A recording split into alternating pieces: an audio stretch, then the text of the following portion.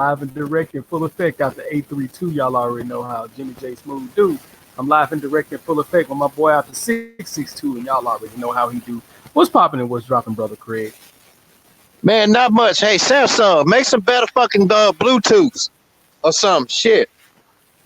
I ain't never had no Bluetooths that take 5 to 10 minutes to connect back up to my phone. And the ass has been working all this damn time. So fuck these Samsung Bluetooths. I'm gonna buy me some more. But anyway, not much, but man, not much else going on. At the 662. I'm pretty sure Jimmy J Smooth has an action-packed show. He's gonna talk about some things. We're gonna do our little random college football numbers preview for the last time because the season starts tomorrow. We have some long overdue fan questions that Jimmy has to answer. One of them involves Texas, the football team, and the other involves something about his other than his hatred for a certain football coach. Does he have? Do we have a disdain for a couple of college football coaches? So, without further ado, the Jimmy J Smooth Network, along with Let's Draw on Something, has been brought to you in part by Trey Styles Customs and Designs. Yeah, even though Short Stuff himself celebrated another year early last week, and he ain't returned, he too damn busy returning phone calls. You can hit him up for your for all your custom T-shirt design needs: NBA, NFL, NHL, MLB, FIFA, MLS, or whatever.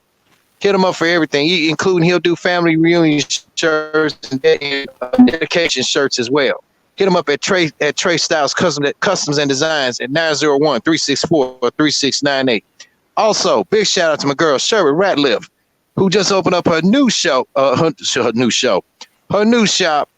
Limitless Naturals. There are no limits to getting your hair back to natural, because with in the good hands of Sherry Ratliff, anything is possible. You can hit her up. I'm not gonna give her a phone number, but you can find her on Facebook as well. And Jimmy McWright, I got one shout out also as well.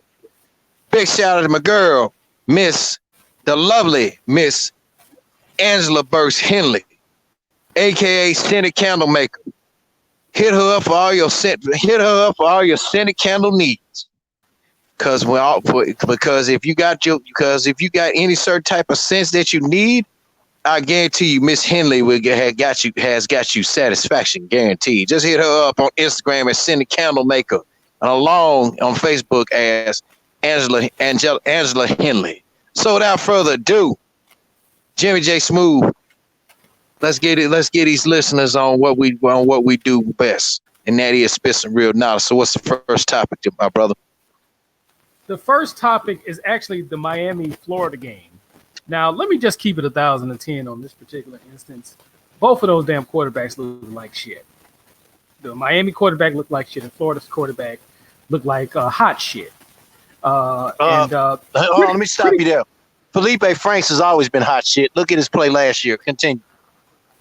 But they still look like shit, and I don't see any progression there. And with the guy from Miami, he looks like shit as well.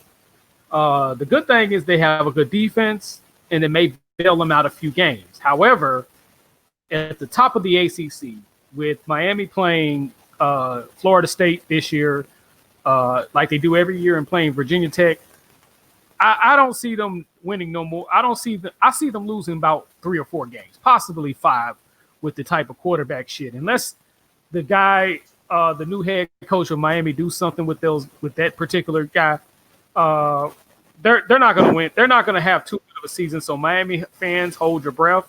You better hope your defense plays lights out. Florida, on the other hand, they may run through some people.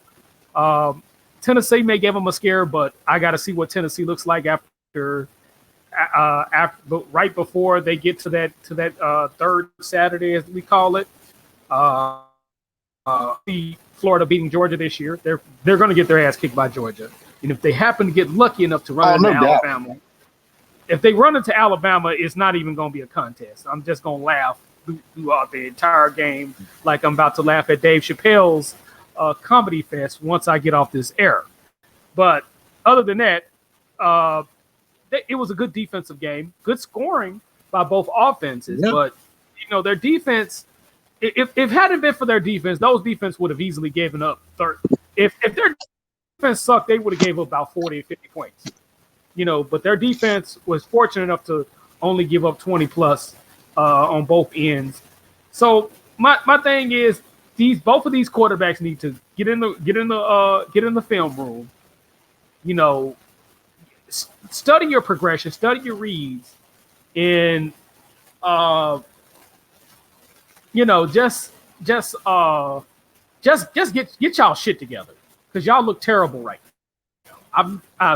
I'm just so unfortunate because they had so many opportunities to score more than what they normally score. But they look like shit. But you can cook on this, man. Go ahead and cook on this shit. Jim McKnight, I have to agree with you, my brother, because I watched the game Saturday at Buffalo Wild Wings. I was disappointed in both of them. I really was disappointed in both the quarterbacks. Now, granted, I'm going to say this. Manny Diaz runs one of the best runs. I'm not going to say about one game, but, all his times as defensive coordinator, when he was at Mississippi State, and then when Mac Brown kind of fucked him over there at Texas because he had to have him, you ain't going to forget Mac for that. Manny runs. So and Manny, he's really running the staple that made Miami. So I guess it's a must with some Miami football teams, which is the Jimmy Johnson 4-3 over. But he runs his 4-3 over very different. I gotta give it to Manny Diaz now on the good part. Beside ESPN kissing his ass, which is bad. That 4-3 that Miami runs, I think that's going to be tough to beat. I'm not judging about one game, but the schematic of it is going to be tough to beat. But, like you said, they quarterbacks, Felipe Franks for Florida especially, who I'm going to get on in a minute, and then the other guy, they really going to have to get in there and study some goddamn film room, because let me tell you something. And I'm saying this here, Jim. I'm not saying this, I'm not sounding racist. I'm far from it. I cannot stand black quarterbacks who has this run first and throw when they get ready mentality.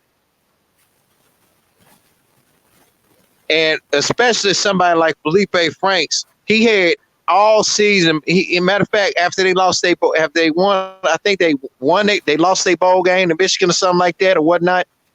He had from the time after that bowl game until this season to improve on his fucking mechanics. It's no excuse. It's no excuse. Because he played like shit last year, and then this first game, and then this game against Miami, he showed that he going to be playing like shit from here on out. Miami's quarterback, I don't know much about him, but Jimmy, really, we both said it. You can't not just fault the quarterback. You have to fault who the fuck is coordinating the offense. That's true. That's you true. have to fault.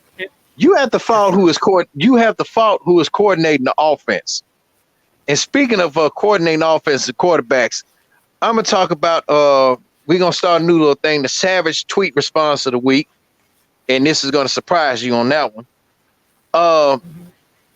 You gotta fault what's his name, Dave Enos. He's the new offensive coordinator for Miami, Florida. If you're gonna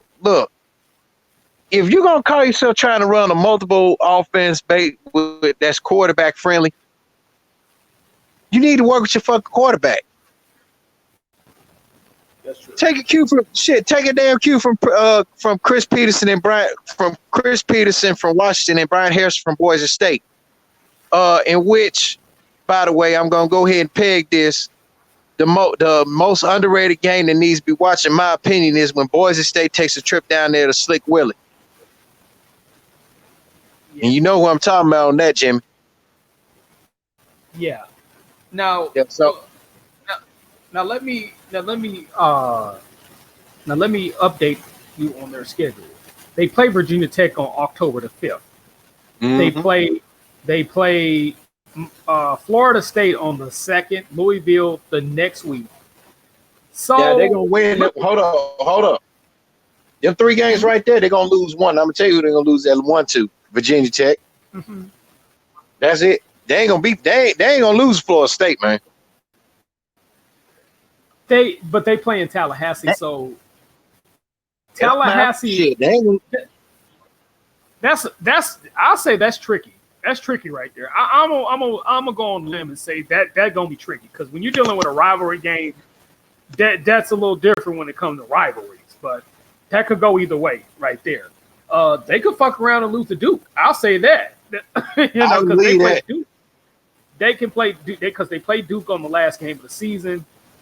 Louisville is not no pushover either. So I mean, again, they could easily lose 4 games. Well, I don't know about Louisville, man, because I don't know about their quarterback situation. Yeah, but they recruit there in Miami, so a lot of those teams, a lot of those guys that's playing against them, they're gonna be looking at it as another in-state rivalry. You know what I'm saying? Even though, of course, Louisville's in Kentucky, a lot of those guys, you know, that's one of their recruiting bases out there. But I'm not saying Louisville will beat them, but I'm saying that it could happen. You know what I'm saying? So I could see them losing 4 or 5 games. So again, as a Miami fan, if I'm a Florida fan, I'm not gonna hold my breath for them to do anything this year. And I mean, they gonna need to work with Manny Diaz. I'll say that. You know what I'm saying? So I'm just looking at the schedule. But you got anything else you wanted to say on that, man? Yeah, I do. I mean, I got to continue because go ahead.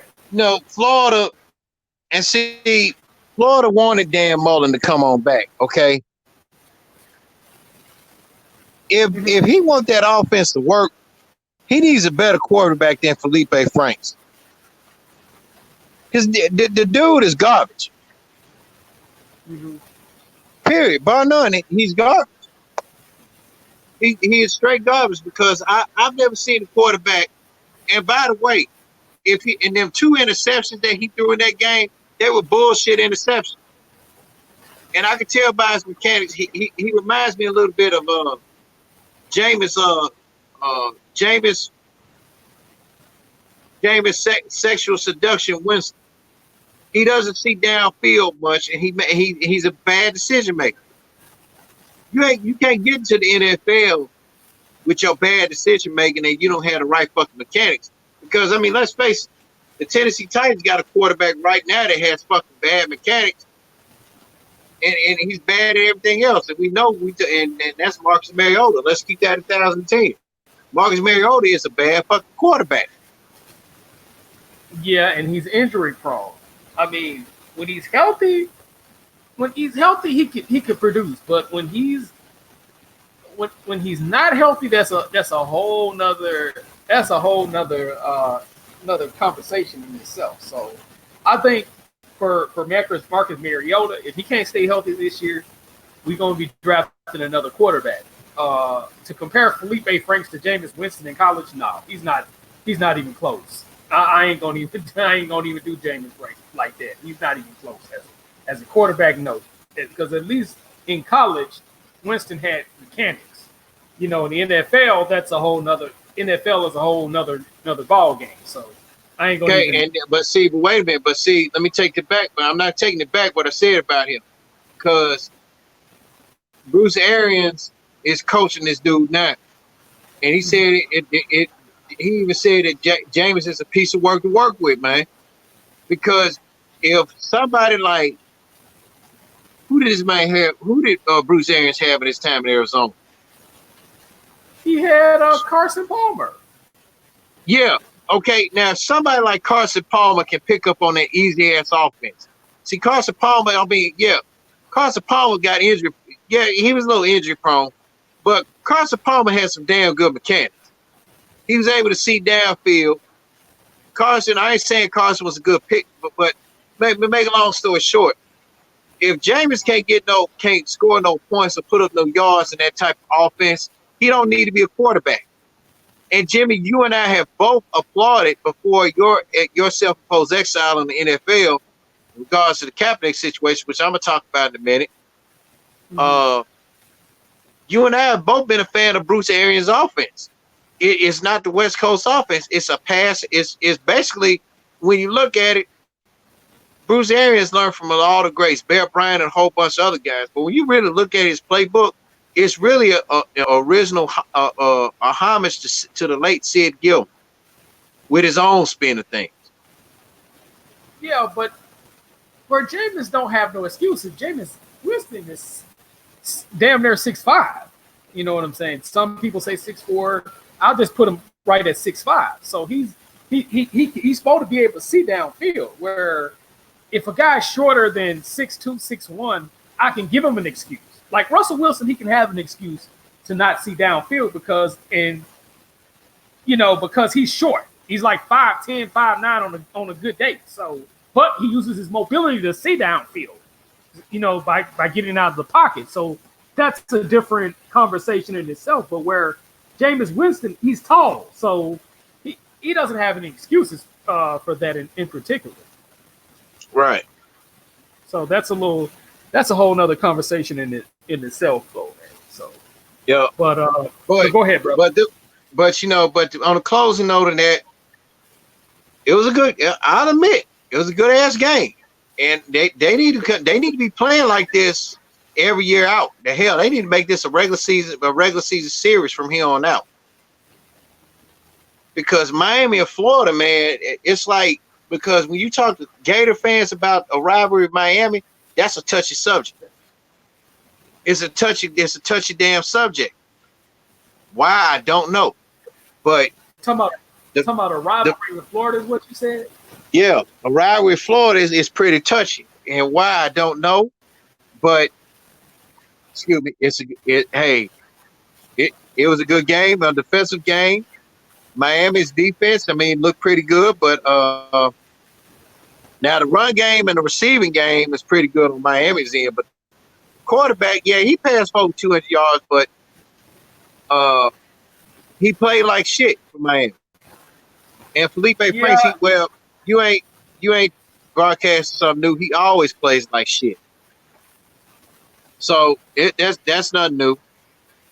That's nothing new, Felipe Franks, because he plays with the fuck shit. But it was a good game, and I'm not going to judge a team's season by one game because both teams really told on themselves in this game. They both have quarterback issues. Yeah, and I like both their running backs. They're both of their running backs have good potential. So I can't take nothing away from their running backs. They have a damn good running game. They quarterbacks just look like shit. But again, we're dealing with a rivalry game. We're dealing with an in-state rivalry game where it's damn near knotted up. If not, I think Miami is slightly ahead of Florida or Florida. It's some shit like that. I'm gonna look it up as we speak, but it's a real close neck and neck rivalry game. So, but again, y'all got to come to play for these games, man. Y'all gotta come to play to these games, man. I just can't. That's unacceptable to look like shit like that, man. I'm sorry. You just can't. And on a side note, you just can't get on the TV and talk shit about what you're gonna do and don't back that shit up and don't back the smell of that shit up. Oh yeah, man. That's real talk. You can't. If you're gonna talk shit, at least back the smell of it up. Yeah, man, I agree. Miami leads by 2 games, so really, that's not really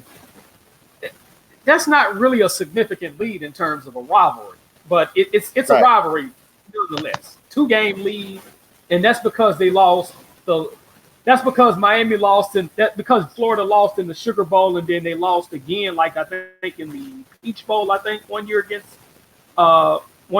Miami, Florida lost to Miami. So go ahead. Now I remember the fight they had. Now, matter of fact, the year before they won the national title, I remember Miami whooped their ass so bad the Florida players got to fighting with them.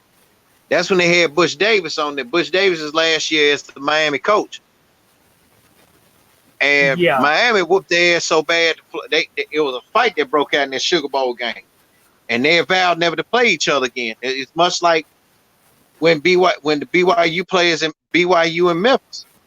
And that's Jimmy's and I, and to all you football fans out there, that's Jimmy. That is my pick of the week for throwback pick game of the week, along with Jimmy McBride's. BYU versus Memphis, because what a lot of people didn't know was BYU and Memphis had already scheduled a home and home prior to that. But some dumbass just had to fuck around, and some dumbasses on that Memphis team just had to start fight with the BYU players, and that fucked it up. I disagree with that. I'm not even gonna do Memphis like that. First of all, the BYU player got to fighting with those motherfuckers. That's what it was. Memphis started celebrating. BYU didn't like that. They started the whole ordeal. Oh, it was them. It was they ass. I don't blame them. Okay, I stand corrected. Let me apologize. Hold on, let me apologize. I don't blame them for whooping their bitch asses. I mean, if you gonna, but it was a good game though. That was a good ass game though, man. One of the best bowl games I've ever seen. Yeah, but BYU started that shit. I seen it because I remember that Memphis was celebration and them BYU players got mad as hell. So it was fuck BYU. Yep. Fuck them hoes. All right. But I'm done with that subject. But Jimmy, we had 2 deaths this past week. Recently,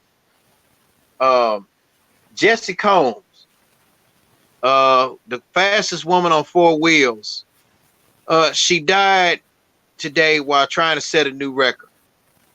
She passed away Tuesday in a jet car crash while attempting to break a speed land record in Oregon. If y'all don't know, she was the former Mythbusters host, and she's trying to break that land speed record in Oregon, and she passed away from doing that, man. So, and look from his pictures, man. Hey, she looking, brother. Woo, man, beautiful. She's a lovely woman. She's beautiful, man. I mean, damn. Don't know, at 36 years old, it's gone too soon. So, so on behalf of Jimmy J. Smooth and anybody and myself, condolences to Jessie Combs and her family, the Mythbusters and Overhauling crew that she was formerly a host of. Hey, y'all lost one of your own, man, and I was watching some things on there too. Boy, she took some risks, bro. She'll look. Oh, and also, Jimmy. Another melancholy happy trails, and thoughts and prayers and condolences to the family of former WMC TV reporter Donna, I think her name was Donna Davis or Donna Douglas. She passed away. What's going on, Marcus? Yeah, from the Channel 5, Donna Davis? Yes, sir. Yes, sir. Oh, what the fuck? Now that is surprising to me. The fuck? Yeah. Donna Davis passed away, bro.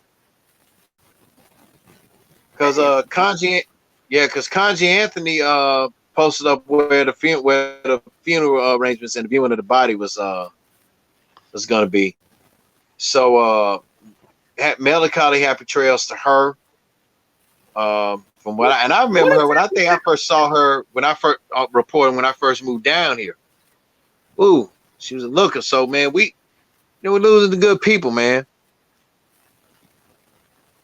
And while Jimmy is doing that, we have a savage tweet response of the day, and I'm pretty sure Jimmy will like while he's looking at that.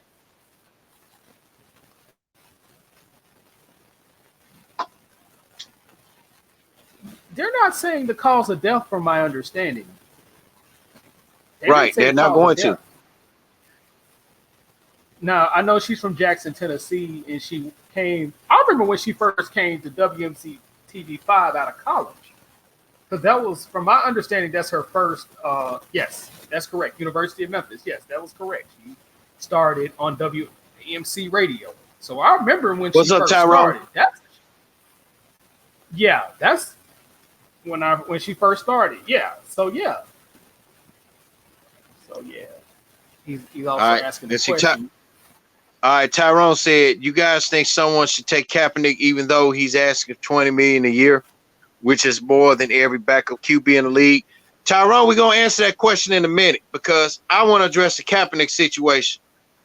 I'm going to address that in a minute. Jimmy McWright. Mm-hmm. We got a savage tweet response of the week from your boy, Troy, who doesn't look like he's over 50 years old at the rate he's going now. Doug Gottlieb, Fox Sports One's Doug Gottlieb, had tweeted in response with a hashtag about Andrew Luck's retirement, and want your thoughts on that, because this is going to be a two-part subject. Because I'm going to say Andrew Luck, and then I'm talking about Colin Kaepernick. Andrew Luck.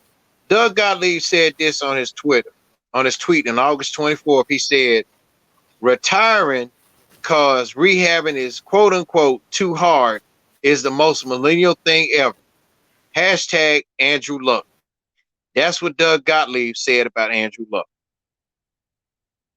Okay. This is what Troy Aikman said, and I applaud. Huh? I'm trying to get what this dude is saying. What did this motherfucker just say? I'm trying to understand it. I'm trying to. Okay, I'm gonna say it again. Listen. Retiring. He was saying that Andrew Luck basically retiring because rehabbing is quote unquote too hard, and that's the most millennial thing ever. All right. Okay. This is Troy. So that's okay. Now you get it. That's basically a shot. So let me put. Okay, this dude can't stay healthy to save his ass. So he's and he had a shitty ass. So that but wait a minute. But hold on, because I'm gonna read Troy Aikman's sponsor in a minute. Andrew Luck had the most shittiest ass offensive line, and he had a garbage ass.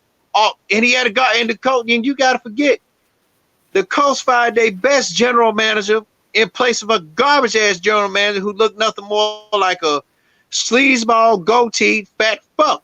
Shout out to Colin Gibbs, because he works at FedEx, and he's an Indianapolis Colts fan, and he was afraid.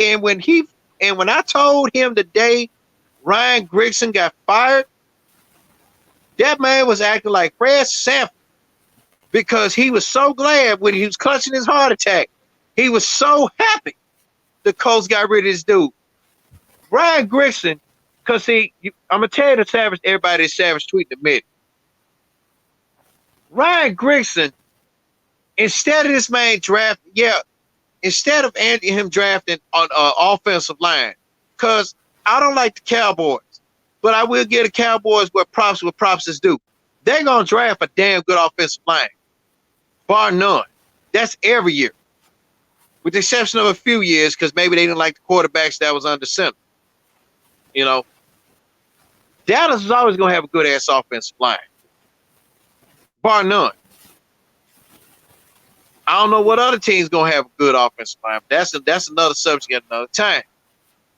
But instead of this sleazeball fat fuck of a so-called GM giving Andrew Luck some guys that can protect that line for him, instead of him having to play hero ball by scrambling it, he drafts wide receivers and tight ends and running backs and shit. He drafting wide receivers when some of the best damn offensive linemen have passed him by, because Andrew Luck, whether y'all know it or not, he's 4-4 in the playoffs. Two of those 4 losses came at the hands of Tom Brady, and they were ugly ass losses. Which one of those losses, they deflated the ball in which they was gonna win the fucking game anyway. Which yep. They should have been banned from the fucking Super Bowl for doing that stupid ass shit. I'm like, having more than necessary deflated ball. The rules is the rules, but I digress. Continue, brother. But he kept drafting, but Grayson kept drafting bullshit guys. So Irsay made the decision by going after this dude from Kansas City's old GM, and he drafted smart. Now I'm gonna reread Doug Gottlieb's tweet again, and I'm gonna tell you all the Savage, because everybody's waiting on me to talk about the Savage response by Troy. Okay. Doug Gottlieb said, retiring because rehabbing is quote unquote too hard is the most millennial thing ever. Hashtag Andrew Luck. This is what Troy Aikman said to this. That's bullshit, Doug. What qualifies you to decide how someone should live their life? So you're now the authority on what motivates Andrew Luck? And if his decisions don't fit into what you think is best for him, then you rip him? Guess that keeps you employed on Fox Sports 1. Nice. So on behalf, I don't know if Jimmy want to say something like this. So on everybody heard that tweet from Marcus Johnson, Tyrone Jenkins. I salute Troy Aikman on that, because Daddy Doug Gottlieb, I like you sometimes. That is total bullshit what you said, man. For real. Let's just call a spade a spade. Troy Aikman had to retire because of fucking concussion. But again, and I feel nobody is in no position to dictate how somebody live their fucking life. Again, agree. And so the only thing I didn't like. Go ahead. So Troy had every reason to say what they say. Now the part here. So now you're now the authority on what motivates Andrew Luck. Yeah, Doug. Are you? No, you're not. The only authority that motivates Andrew Luck is Andrew Luck. The only authority that motivates people like myself, Jimmy J. Smooth, Marcus Johnson, Tyrone Jenkins, is us. If Jimmy could be feeling fine tonight, but if he wake up in the morning, go to work, and all of a sudden he getting about to bed, he crumbles down on the floor. He pops both his Achilles tendons. You think he gonna go to work? You want this man to go to work? No. Yeah. The dude, like Jimmy said, and even though Jimmy said, I always call this man Andrew Suck. And I'm gonna say this. Exactly. Andrew Luck was a damn good quarterback at Stanford because the offense that they ran suited him.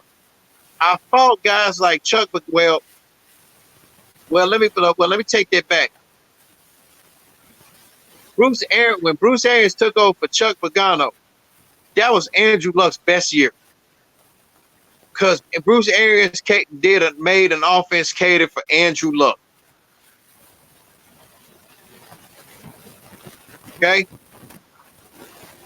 But you got to look at the fact that, the different type of systems that Andrew Luck was in after Bruce Arians, who I felt should have took him down there, who I felt should have told the coach, fuck you, by taking him to Arizona with him for Carson Palmer. That would have been something. Andrew Luck would have had a couple Super Bowls. He had went to Arizona with Bruce Arians. But when you don't draft the right offensive line, when you admit that your body betrays you, and then it comes out that people he confided in, like Jacoby Butterbiscuit Brissett, and everybody else blabbed it out. I mean, hey, you got to listen to your body. In your mind, you feeling fine, but if your knees telling you, hey, dude, you need to go to the doctor. Hey, dude, you need to go to the hospital. I'm about to tear. If your heels is about to feel like they cracking, you get sharp pains in your heels every time you walk, you need to go to orthopedic surgery. Or but talking about rehabbing is too fucking hard. Look, rehabbing is hard for everybody. I haven't been to rehab. So, but for Doug Gottlieb to say that, and for Troy Aikman to basically call that man out on this shit like he's supposed to, I applaud Troy Aikman. So I responded to Troy Aikman by telling him, I said, tell him like it is, Troy. Hell, Troy Aikman wouldn't have said this shit if he didn't experience it. Barry Switzer wanted that man to play while he was fucked up from a concussion. He said he woke up one morning, he had buzzing in his ear and doorbells ringing. He kept thinking doorbells ringing. That's when he knew it was time to hang up. So, but for Doug Gottlieb to say some shit like that about retiring because rehab is quote unquote too hard, the most millennial thing ever, Doug, you fucking know better. Troy Aikman had every right to come back at your ass. So I salute Troy Aikman. Your thoughts? My thing is Troy Aikman. I think Troy Aikman went too far with this particular situation. On this, the only thing I don't like about him retiring is they let the dude keep the money. That's my only downside about Andrew Luck, because if they were gonna do Andrew, if they were gonna give Andrew Luck that kind of privilege, they should have gave Megatron that privilege, because Megatron did get bruised and battered. Barry Sanders did get bruised and battered, you know what I'm saying, as well. And you know what I'm saying? If you're gonna give him the money, then give those guys the money as well. That's my only thing about it. But other than that, I don't knock his decision for retiring, because sometimes you got to call it quits. You know what I'm saying? So it is what it is when it comes to that. You know what I'm saying? So I think Troy Aikman went a little bit out of his went a little bit out of his range. Man. So it is. But do you agree with some of the things he said though? No, I can't even co-sign that, because it was not for Andrew Luck to get his ass out the game. He was getting his ass lit up like a Christmas tree. So it was time to get the fuck on out of there. It just was what it was. I mean, Troy Aikman stepped out of line when it came to that. So you gotta move around when it comes to it. So I can't co-sign what Troy Aikman say. Other than that, yeah, the only thing I didn't like is Megatron had to give that money back. Barry Sanders had to get their money back, but not Andrew Luck. That's the only thing. Do I agree with him retiring? Yes, he should retire. And any other player should retire. I respect Patrick Willis for retiring, because I think Patrick Willis, at 5 more years, could easily be a Hall of Famer. And let's not get it twisted. Did you know Patrick Willis is a rich man right now? Yeah, I still think he still is a Hall of Famer. But I think not a Hall of Famer, but he's a rich man because he got his own business. He's rich. I understand that, because Patrick Willis is from Brewston, Tennessee, which is within a couple of hours north of Memphis.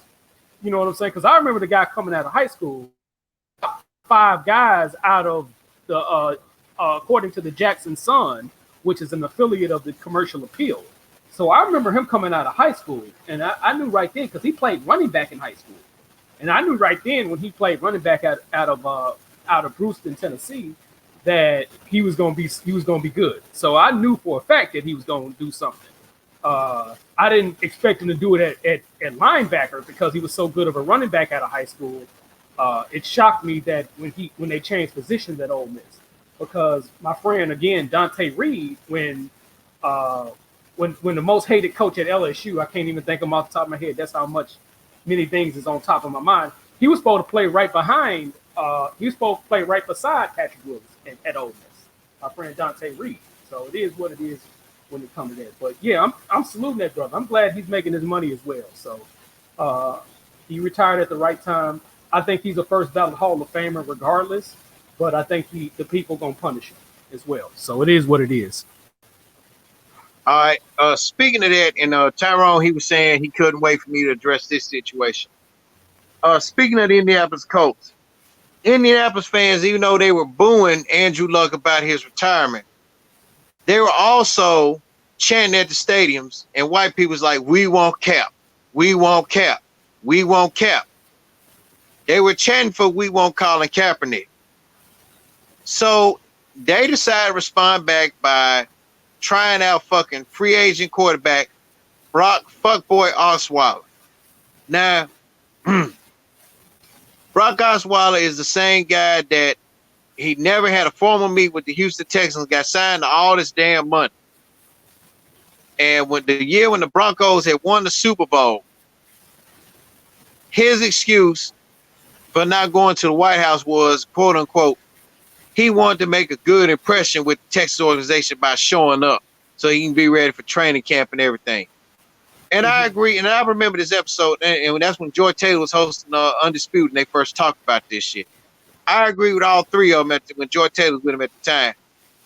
Let's call it is what it is. You know, Shannon Sharp ain't gonna bite his tongue. That was a bunch of bullshit on Brock Osweiler's part. He didn't want to go because, and I'm not saying maybe, maybe never know. Because if all the Denver Broncos can go to the White House, but regardless of what skin color the commander-in-chief was, why couldn't you?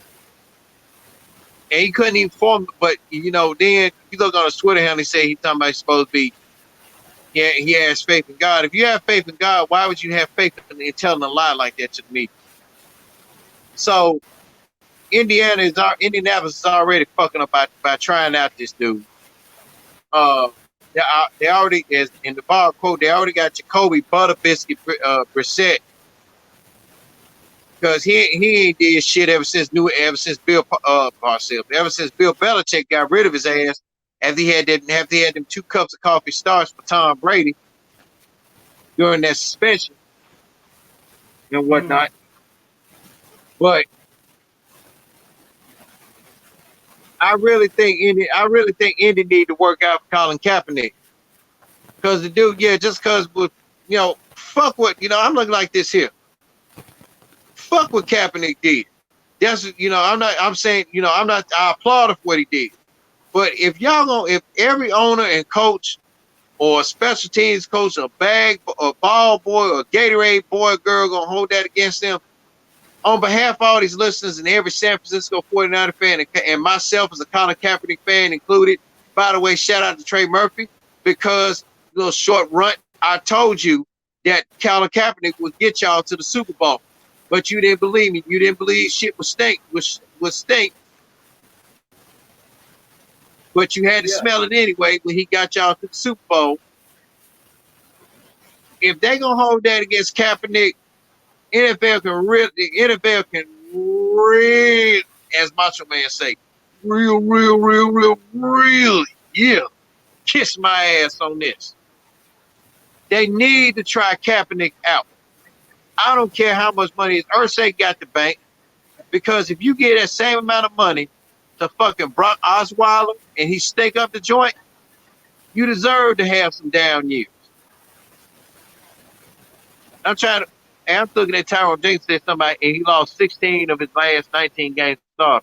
Hey Tyrone, who are you talking about now? Jameis? I think he was addressing Jameis Winston's situation on that one. He's addressing Colin Kaepernick. But here's the thing, though: the San Francisco 49ers, let loose off that team. They basically destroyed that team overnight. By getting rid of. I'm talking about the owner or the general manager, whoever had something to do with it. Hold up. It was both of them. It was Jed York and it was fucking Trent Balk, who's no longer the GM, because Balk went in there complaining to Jed York, talking about he can't stand Harbaugh over him, talking about he want this and he want that. First of all, that's Jim fucking Harbaugh. He's the coach. If he telling you if he want, okay, like just say for example, hey, I think Jimmy J. McBride, he's a damn good tight end. He can run, block, he can catch. He can be my 1,000-yard tight end. You need to look at him. But if you turn around and draft some little fuck player you don't need, he got every damn right to Jim Harbaugh had every right to be hounding you about who he want or what he want. But Balk was crying like a little bitch talking about some before. Talking about Harbaugh, he's just worrisome. He's just over my shoulder about this and about that, this and this, that and that, yada yada yada. He's the fucking coach. He gotta hip you up to something about what player you need to look at, not who the fuck you want to look at. Yeah, I mean with Colin, had Colin kept his defense and kept a few key offensive players on the team, 49ers would have ultimately won the Super Bowl at some point. Yeah, because when they got rid of Harbaugh, that was the beginning of the end. And then releasing York, releasing the team, releasing players off the team and stuff like that, that destroyed the 49ers. Here's the thing y'all got to understand. And I still consider Joe Montana a better quarterback than Tom Brady. And I can debate that all day, every day. Yep. You know what I'm saying? And we're going to have a whole conversation. We're going to have a whole show based off that. So get ready for that. Oh, yeah. I'm going to do my research. Even Joe Montana had a decent defense. Joe Montana, as a matter of fact, did not start making it into the Super Bowl until he got Ronnie Lott. Bet y'all asses didn't know that. You know what I'm saying? I knew it. Same thing with Tom Brady. Tom Brady had a decent defense the first 3 Super Bowls. That defense held Tom Brady down. It was the last 3 Super Bowl teams that Tom Brady had became the real general of the team. Because if you look at those games from start to finish, it was Romeo Crennel who was the defensive coordinator of that team who held that defense down. When you had Lawyer Malloy, Ty Law, and those guys, Teddy Bruschi, Richard Seymour, Vince Wilfork, just to name a few. Bucky Jones. And let me put a plug in. Let me put a plug in if you don't mind speaking about Ty Law. Check out Ty Law's Hall of Fame speech. That was some damn good shit. Go on. And he should have been in the Hall of Fame. That guy should have been in the Hall of Fame. That was some damn good shit. Ty made me cry. Ty made me cry, dog. I'm not bullshitting. He made me cry on that speech. He should have been in the Hall of Fame because he was the key member of that defense, as well as Lawyer Malloy. People need to get him in the Hall of Fame because that was the foundation of that New England secondary. He mentioned Lawyer Malloy. He said, and a man that I think should be in the Hall of Fame with me, Lawyer Malloy, the lawyer. Exactly.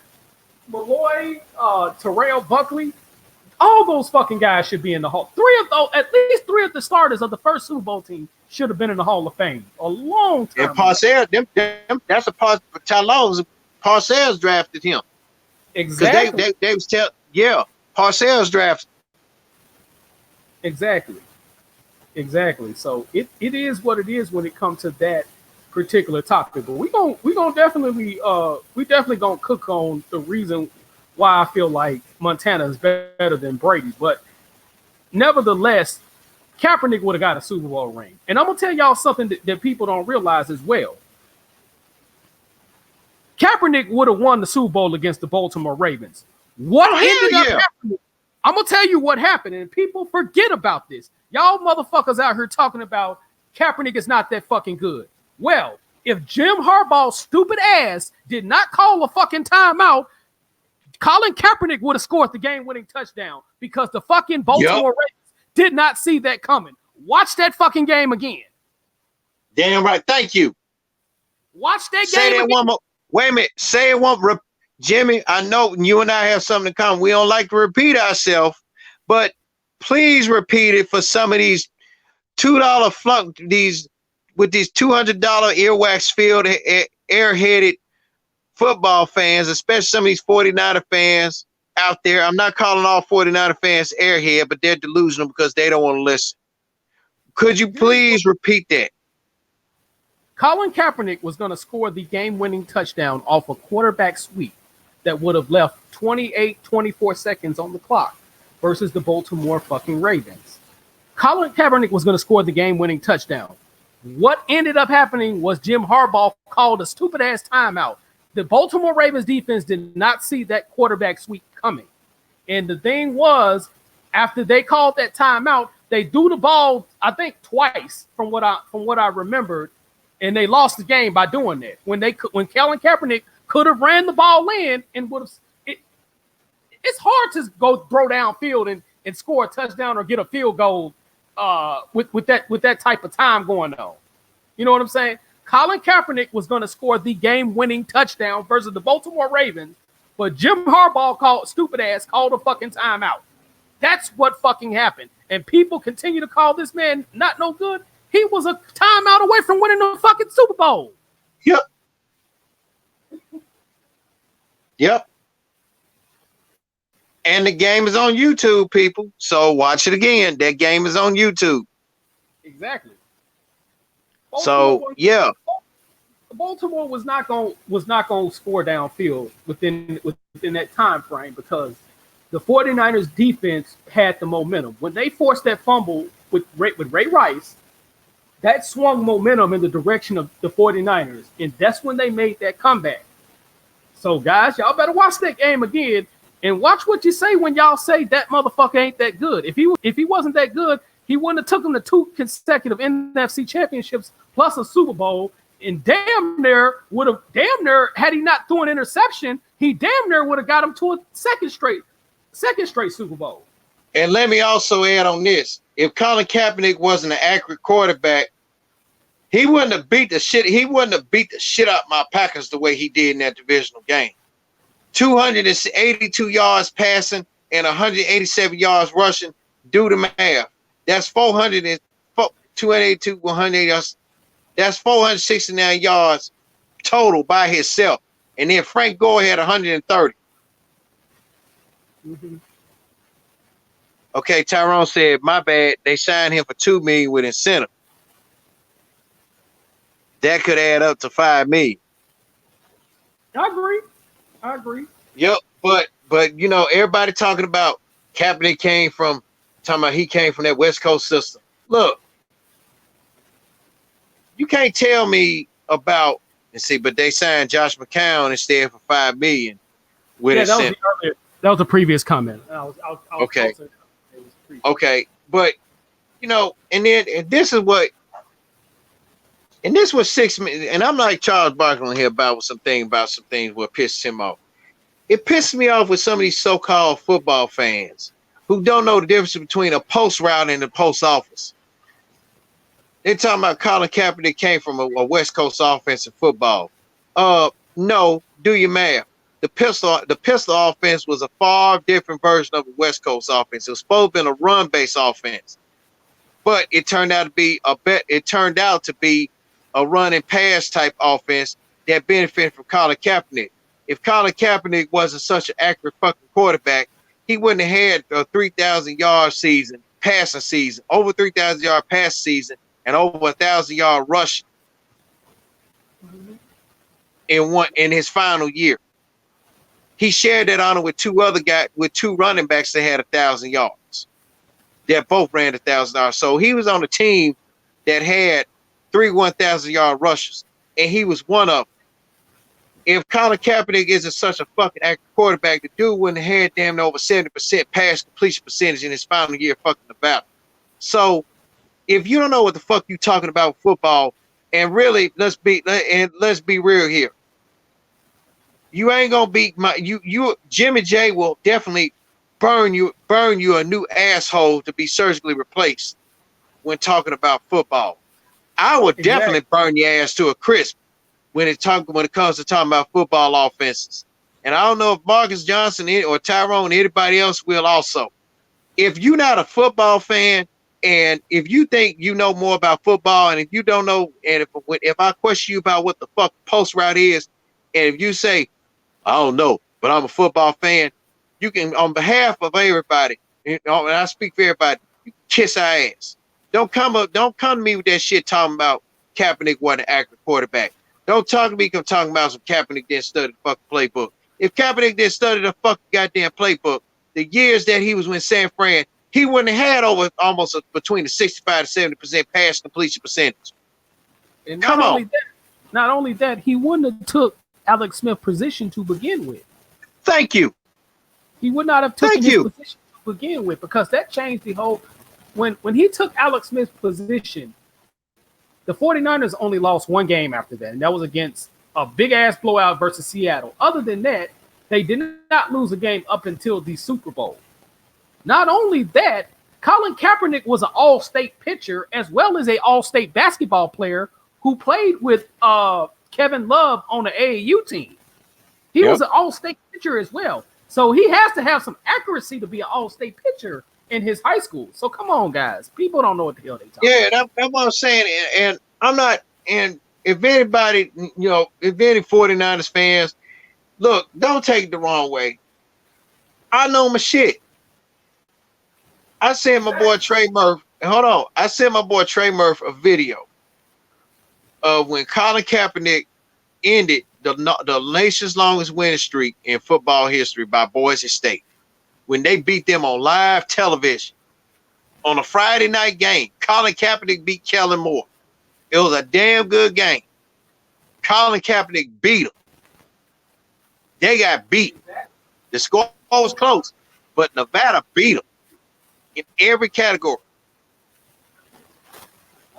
And my boy, huh? On a Thanksgiving game, because I remember working at FedEx night. It was on a Thanksgiving game. I remember that game. I remember that. Yeah. And I told, and I sent, and the whole game was on YouTube. Somebody uploaded it, and I sent my boy Murph about it. I said, matter of fact, I put it on his Facebook. I said, if anybody that is a part of the 49ers club, my boy Murph, he said, he said that Colin Kaepernick is garbage. Watch this game and tell me otherwise, because I guarantee you this dude will get y'all to the Super Bowl. Want to know what my boy Murph's response was? I am now convinced.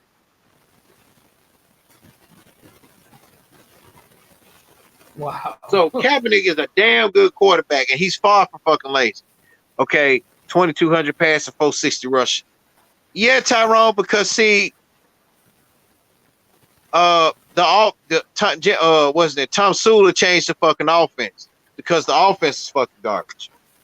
So, and then really, Greg Roman was the offensive coordinator under Harbaugh with his first year anyway. Greg Roman is more of a running back coordinator than he is an offensive coordinator. And sadly he's with Baltimore now, and that's gonna be a different story because him and John Harbaugh are both fucking Lamar Jackson up. I don't want to get into Lamar right now because I don't know. I don't want to get in the Lamar situation because I'm pretty much done with the NFL. But as far as this Brock Osweiler situation is with the Colts, if the Colts fans is chanting for we won't cap, which meant we won't Kaepernick, you better fucking listen, because Brock Osweiler ain't gonna do shit for you. Jacoby Butterbiscuit Brissett ain't gonna do shit for y'all. Get fucking Kaepernick. The man gonna pick up on that playbook. And shit, if they do sign Kaepernick, I wouldn't be surprised, hypothetically speaking, if he lead the Colts to a 10-6 record in the wild card berth. Hey, he did something. But on this Andrew Luck situation, I applaud Andrew Luck for stepping out while he can. And rehabbing is not a fucking millennial thing. It's not a fucking excuse. Doug got me. So it is what it is. All right, Jimmy, I pulled up a couple fan questions for you. Mainly, they've been sending them on Let's Draw on something. They mainly are targets for you. What the hell have you been doing, Jimmy, to these fans to piss them off, man? What have you done? Hey, I must be the king of roasting motherfuckers. But let's go on and cook on that topic, sir. All right, the first topic is from Ashley from Baton Rouge, Louisiana. Boy, you in trouble. And the subject is called Cruton on the Hate. She said, "Hello, Craig. Hello, Jimmy. I recently listened to a Let's Draw on Something episode in which Jimmy had expressed his disdain for LSU's own Ed Orgeron dating back to years past when he was at Ole Miss. I can understand Jimmy's hate, but I'm not trying to read into Jimmy by listening to him, but I think there's more to this whole story. I have a two-part question for you, Jimmy. One, is there more to the story for your hate with Ed Orgeron? And two, Craig, you can also answer this question as well. Are there any other football coaches or any college football, basketball coaches or professional football, basketball coaches that you guys cannot stand or hate? And I know hate is a strong word because Craig has said that when you hate someone, you have no respect for anybody. So could you please shed light on those two topics? Well, Ashley, I'm going to let Jimmy answer the former question first. Okay. And I think I've mentioned this before, but I'll repeat for the new listeners and stuff like that. The reason why I can't stand Ed Orgeron because there was an incident that happened with my former high school teammate to where Ed Orgeron. Let me do this for legal reasons. But it's pretty accurate. But I'm gonna say this for legal reasons. Allegedly, Ed Orgeron got to fighting with one of my high school teammates, Dante Reed, who was an all-state football player out of Oak Haven. allegedly. I'm saying allegedly for legal purposes, but the thing was very clear. My friend Dante Reed was supposed to be the starting linebacker along with Patrick Willis, a host of other people. You know, Pierre Jerry, who ended up playing for the Atlanta Falcons, he was on that team as well. My teammate was on the depth chart as the outside linebacker. Patrick Willis was the middle linebacker. Ended up, you know, basically becoming the middle linebacker at Ole Miss because he came to Ole Miss as a running back because he was an all-state running back out of Brewston, as I mentioned earlier. So my teammate allegedly, and I'm saying this for legal purposes, even though I actually know what happened, but I'm saying this, you know, because broadcasting, if I broadcast anything, that could be legal allegations. But for allegedly, my teammate got to fighting with Ed Orgeron. And he ended up having to go to the University of Memphis, in which he didn't ever get to play down at the University of Memphis. And I felt like Ed Orgeron took away my friend's NFL career. Whether he made it 1 year, 5 years, 10 years, I think he took away from that. And that, I can't fuck with this dude on it. And I think he's a shitty coach. And it shows at LSU because if he didn't recruit as good as he did, or he didn't come into a good recruiting thing that already at LSU, because a lot of players from the Houston area, they go to LSU. A lot of good players from East Texas, they go to LSU. A lot of guys, you know, Louisiana's gonna pretty much gonna get all their guys.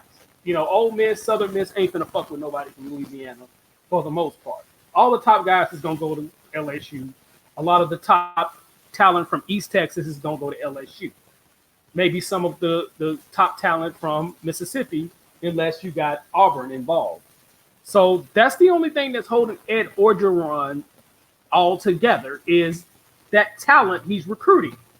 Pretty soon, the boosters, the real guys that got the big money at LSU, is going to eventually fire his ass because LSU is a championship contending team, not a bowl contending team.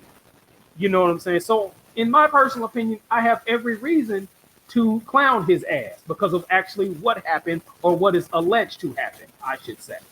So, fuck Ed Orgeron again. This is no diss to LSU fans because I think LSU have arguably probably the best fans in the world.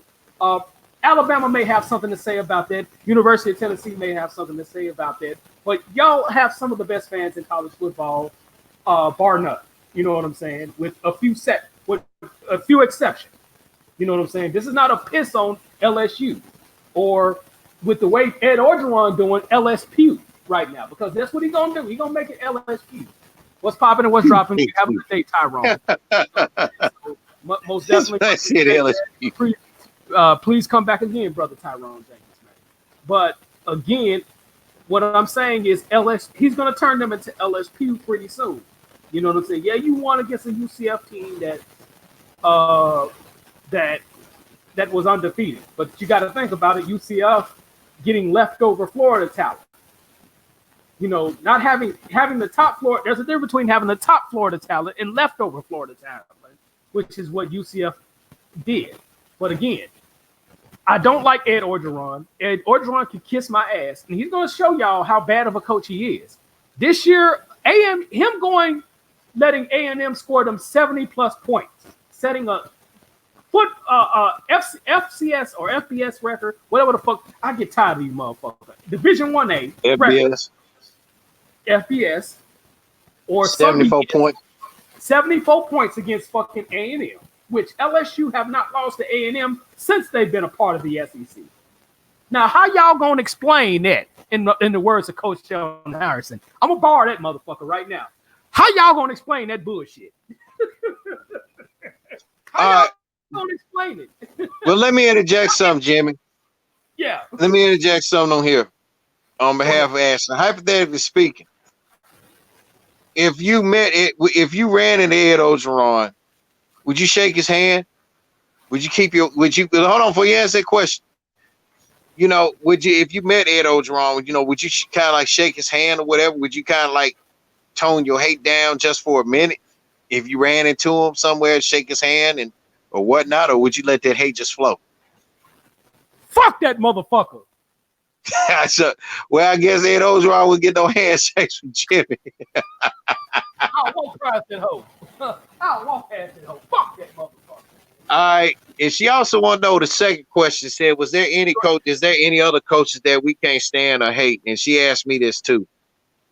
I'm pretty sure you got one, but are there any others? But I'm gonna say this is gonna shock you. I don't hate them.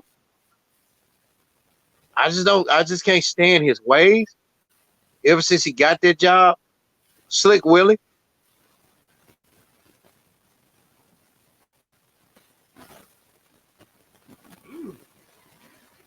Yeah, that was a long pause on that.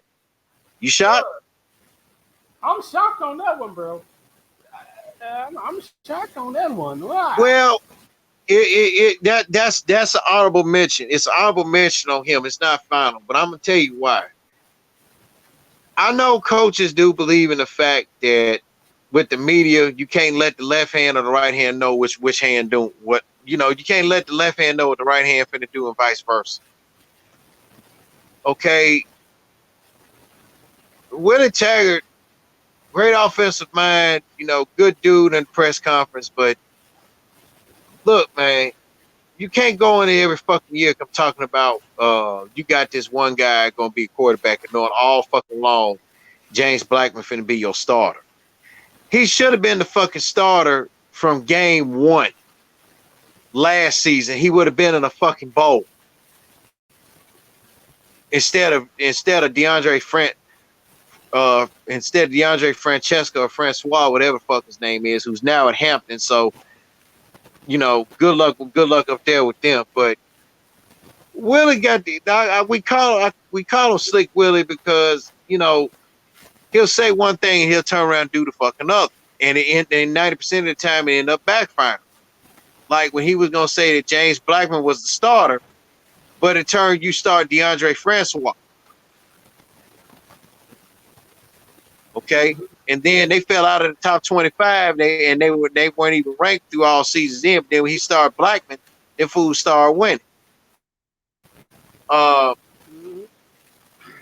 You know, that's just, and then offensive conservative play calling.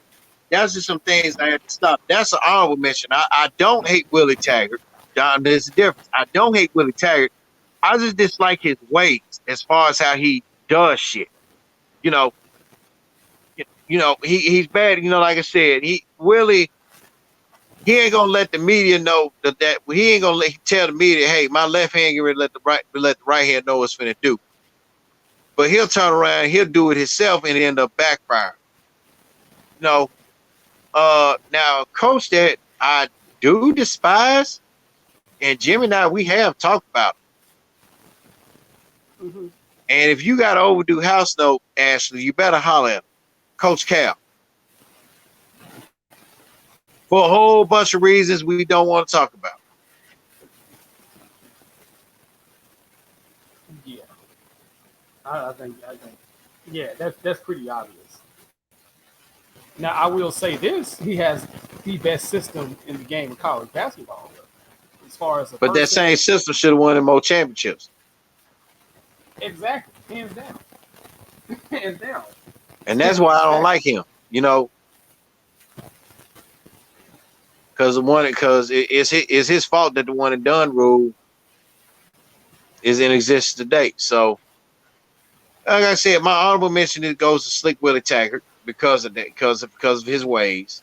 You know, we don't hate him, but you know, but Cal hands down, and that's why I said to you, because she asked either in college football, pro football, and or college or pro basketball.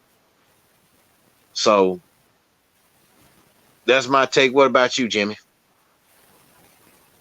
Like I said, Orgeron, basketball, I would say Coach Cal definitely, hands down. Shit. I'm not a fan of goddamn Bennett's system over there at Virginia's offensively. Now I do respect him for for standing up Trump. I give him points for that. But until he gets the offensive system together, I'm like, dude, that's the only championship your ass gonna get at this point. You know what I'm saying? 'Cause he was lucky. You talking about when he put that onage on Trump. I mean, I don't knock him. Hey, he's just trying to look out for his possible recruiting. You know what I'm saying? But other than that, I think Willie D talked about that. Willie D had talked about Tony Bennett on there. Yeah, I mean, come on now. And Willie D basically said that's that's Coach Bennett's way of telling Trump, fuck you. Yeah, I mean, he's got a great defense, bar none. But the problem is there's holes in that defense, and if teams are able to beat them in transition or be able to knock down a 3-point shot, it's a good defense, but he got to hope that people don't knock down shots. It forces you to make shots, but a good shooting team that are able to knock down those tough shots don't get them in big trouble, like University of Maryland, Baltimore showed them last year.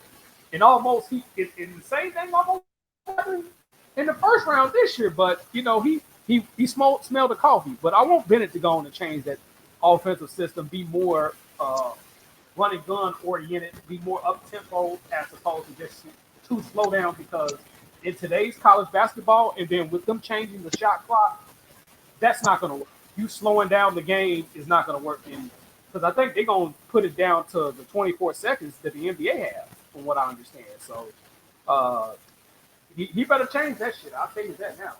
So, but other than, I don't have nobody I would say I hate other than truly Calipari. Other than that, so it is what it is. Any more fan questions, sir? Yeah, this is an interesting one.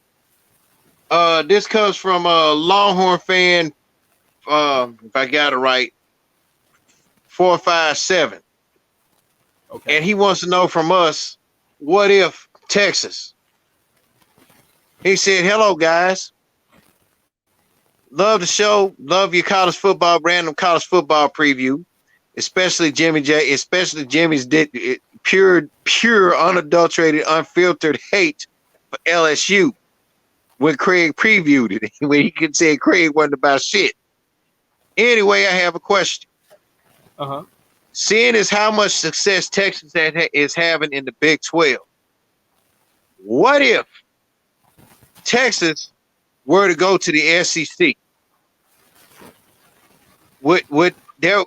He said, what if Texas were to go to the SEC? And I'm trying to word this question. He said, it can be a possibility because maybe they can do an A or B. A is if the SEC wants Texas in, they may have to send Missouri back to the Big 12, or B, put in another team to balance the divisions out. What say you? And also, what say if A is an unlikely scenario in you guys' choice, who would be the other team to join Texas to balance out the East Division? Because I think Texas would round out a loaded West Division with new rivalries. What say you, gentlemen? I would say if Clemson didn't get in the SEC, you're wasting your time. Texas. The Texas. He asked for Texas. If Texas win the SEC, that would be good for marketing. Just like A&M being in there right now is good for marketing. Where Texas have an advantage at is you got fans from both sides of Texas, from the east and west, and not to mention the people from the Dallas area. If Texas ended up in the SEC, you would have Dallas, Houston, as well as, even though this A&M country, you still got a significant amount of Texas fans, just like you do University of Houston fans. That would definitely balance it out all the metropolitan areas. Austin is basically going to soon become basically San Antonio metropolitan area because they're within 40 miles of one another. that would be good on a marketing level in terms of TV contracts and all that shit. It would be good in terms of who the viewership goes to, because with Texas being on CBS, Texas would be on CBS, on the SEC on CBS. So that would give them hella notoriety instead of them just being on the Big Ten network or being on Fox college football, which a lot of people, for the most part, don't pay attention to that shit. So I think that would be a good thing for Texas in terms of the television contracts, in terms of notoriety, and that other good shit. So yeah. But okay. I don't know who the hell y'all were replaced to get the fuck out of there. Send Missouri back to the Big 12. No. I don't see that. No, that's not gonna happen. No, bro, that's not gonna happen. That is a damn good question, because the way I look at it, I know I don't look at revenue, but looking at Texas' record against the SEC, they are 37, 18, and 2. And listen to this. Let me run it down to you. Because I guess this is like the old SEC when Georgia Tech Tulane was in it. I guess somebody pulled this up. I don't know, but they are okay against Alabama. Against Alabama, they have won 4 games and lost 1. And they tied 1. Okay, they have a losing record with Arkansas at Auburn, because Auburn and Arkansas have both taken 3 games and Texas has taken 2. They are unbeaten against Florida. They are 4-1 against Georgia. They have a win over Kentucky. They have a 6-5-1 record against LSU, which next Saturday, Jimmy, and I know Jimmy McBride is going to be glued to his TV, smiling from ear to ear, cheering for Corey Wolf's most hated coach that he despises to beat Ed Orgeron. They also have they have a losing record against Mississippi State at 1-2. They're 3-2 against Ole Miss. They're 1-0 against Missouri, and they're 2-1 against Tennessee. So yeah. I think the way I see it like this, if you were to put Texas in the SEC West, you'll be adding fresh rivals, Alabama, Arkansas, and you'll be renewing a Jimmy J. Smooth favorite since he's now at Texas. Texas A&M against Texas. Mm-hmm. Also, like Jimmy said again, money, the revenue. Shit, get a shitload of rivals out this game. But as far as I think who the 17 who they can replace, shit, if you ain't gonna send a Missouri back to the Big 12, that's risk and reward, but I wouldn't do it. But if any team that I would put in the Eastern Division, I'm gonna go on a limb and say Georgia Tech.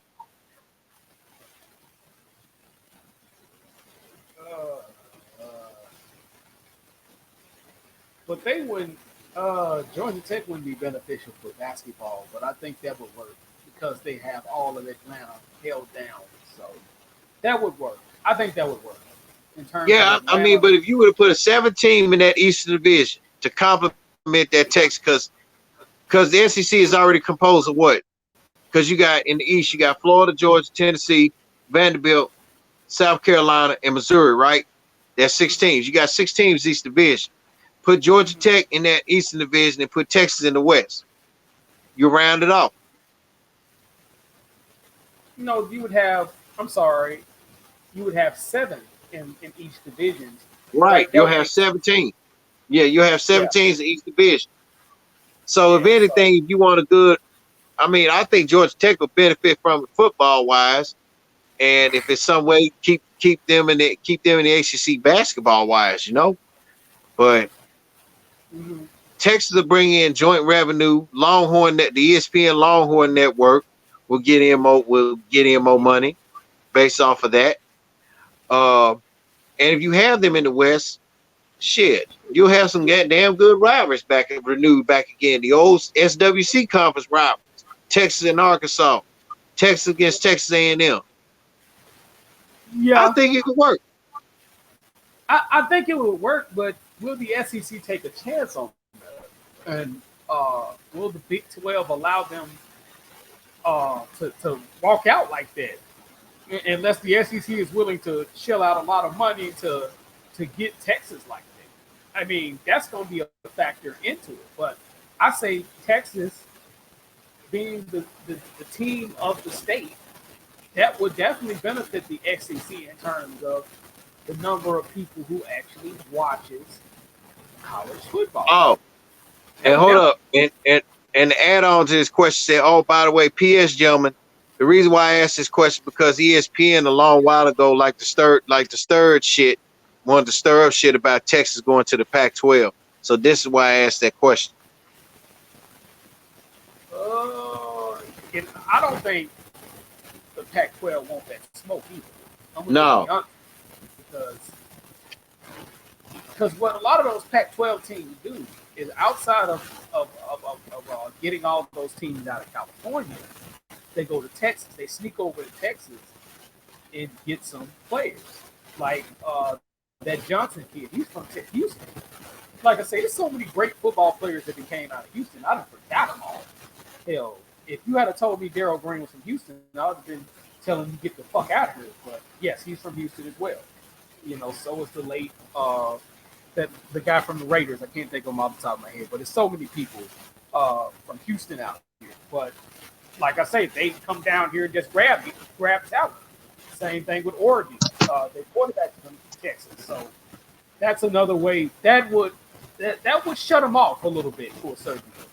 You know what I'm saying? So yeah, I don't think the Pac-12 want that kind of smoke right now. But who knows?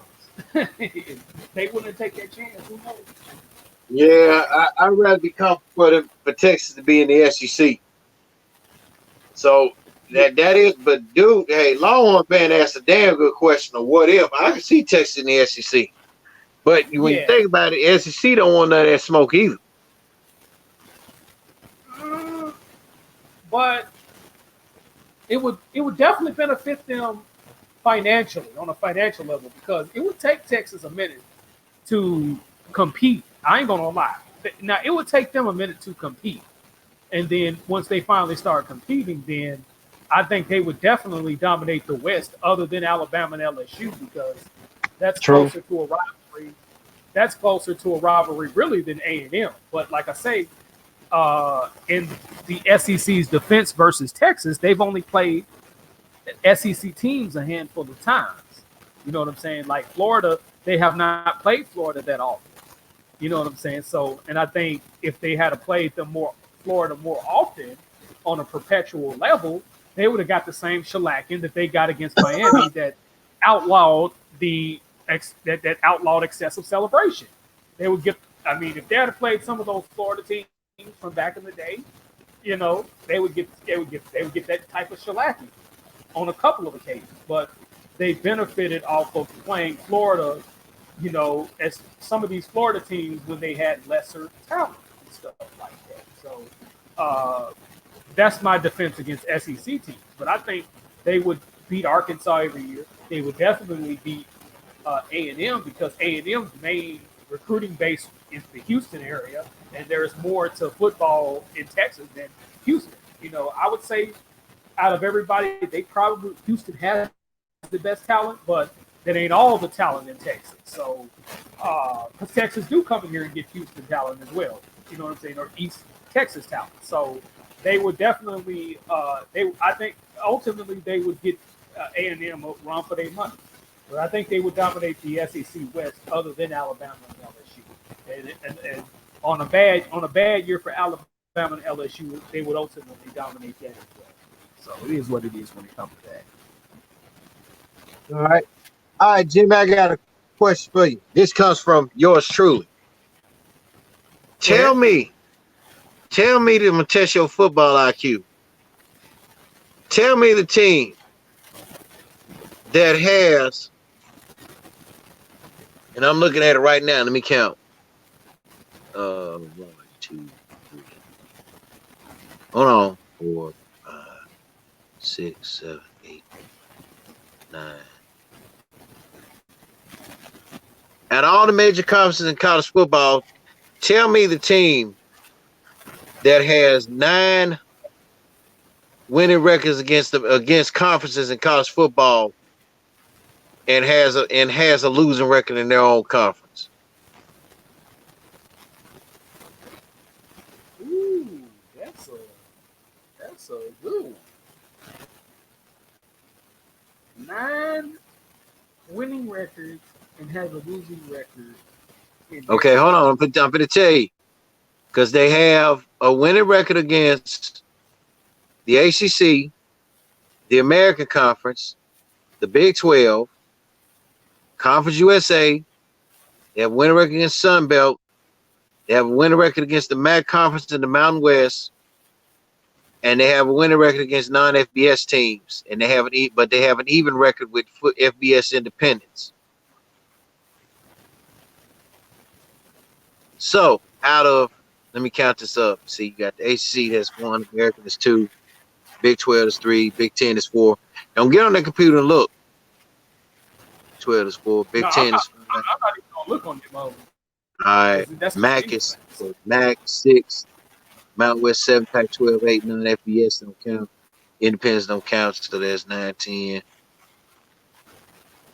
Give up? You need a lifeline? This is going to tell me because that's a hell of a question. And that's the thing. Ole Miss.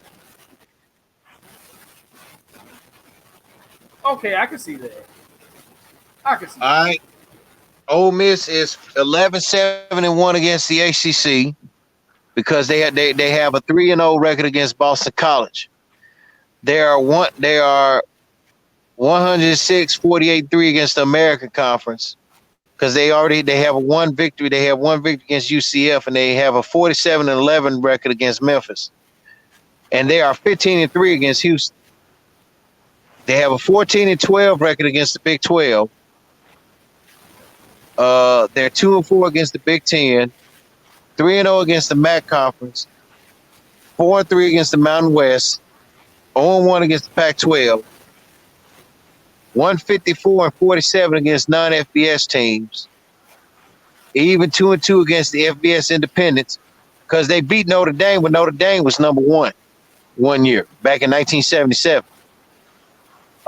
They're 36-9. They're 36-9 against Conference USA, 28-1 against Sun Belt, and they are 278, 390, and 19 against the SEC. And you want to know who they 2 winning, and you want to know out of this whole conference, how many winning out of the whole conference, how many wins that they have against? They have 4 winning records against, get this, Kentucky, Mississippi State, Vanderbilt, and Florida. That's because they have not played Florida that often. That's the thing. That's one of the, I can see that because they haven't played Florida that often. Most of the schools haven't played them that often compared to other teams. And they're 1-8 against Texas A&M. 1-8, yeah. So they haven't played A&M that often either. So that's a factor. When you don't play a team that often, that plays a factor. That definitely plays a factor. That Vanderbilt is a semi-rivalry when it comes to playing each other. Mississippi State is obviously the Egg Bowl, so it is what it is with Ole Miss. But for some reason, Ole Miss finds a way to beat everybody else, though. Definitely. Oh, no doubt. No doubt. Yep. But other than that, no more fan questions. Jimmy J, you got anything you like to add? Last minute note if you want. Well, one of the topics I wanted to bring up was Karis LeVert. Yes, I'm saying that correctly. That's Gerald LeVert's cousin. Gerald Levert, Eddie Levert, all those guys, the group Levert's cousins. Karis Levert got a $52 million contract with the Nets, in spite of his telefied injury that he had. So, what's the details of this new contract? As I'm looking up, hold on. Let me go to ESPN because I know they're talking. Karis Levert. Okay, yeah, he got like a new contract. So this is big news for the Nets. We're going to actually. Yeah, they gave him a 3-year extension. That's the details of the contract. They gave him a 3-year extension for $52.5 million to go along with Kyrie's and Kevin Durant's contract. As soon as the pulled up, so yeah, so he was eligible for the rookie extension as soon as the draft had came up.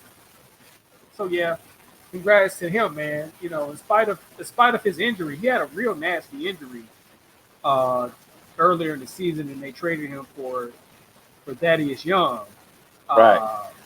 When they got him. So shout out to that brother, man. He showed up and showed out during the playoffs, man, when the Nets was making a little run during the playoffs. So man, congratulations, man. And if you can't make it in the NBA, hopefully you got a good singing voice like Gerald Levert. He's my fool. But yeah, that's really his kinfolk. I'm not kidding. That's not a joke. Just man. That man said, "I hope you got a singing voice like Gerald Levert." So that's the joke of the day, man. But anything else, man, I ain't got nothing else, man. I ain't got nothing else either, man. But to all the ones I shouted out, man, hey, I'm gonna tag y'all on Facebook, and we're gonna excuse some explicit on a lot of things, because especially when it comes to passionate stuff like what we love, what we love to talk about, like sports, rap music, or whatever. And when you got jaded fans that want to say their opinions and they don't know shit, you just excuse our language on a lot of stuff like that. That's why we say you have headphones on, but we are passionate about what we know. So, like the 49er situation and the Kaepernick situation, it's a touchy situation for me. Not just for me, it's for every football fan. It don't matter what color, no matter what color you are. Yeah. I even had white guys who said, guys confided to me and said, man, I applaud what Kaepernick did. What the NFL doing is fucking wrong. I mean, but anytime when you got the Indianapolis Colts fans, the majority of them were white, is chanting, "We want Kaepernick, we want Cap, we want Cap." What that tell you? Oh yeah, man. So and really NFL, and I will say this: whenever the Packers are on TV, that's the only time I watch NFL. Other than that, no. And another thing, the reason why I call Jacoby Brissett Jacoby Butterbiscuit is because he fucked around and everybody speculate that it was him that told everybody that Andrew Luck was fucking retired.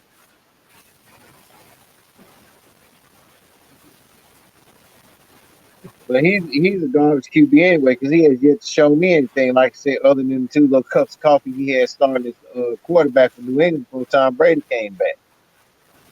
So, but it is what it is from that. But other than that, I don't have anything. Jimmy J doesn't have anything, and we are going to sound up. All right. It's your boy, live and direct in full effect. Out the 832, y'all already know how both of us do, man. Also with my boy out the 662, y'all already know how we do, man. Peace out. Signing out. And the pleasure has been all yours.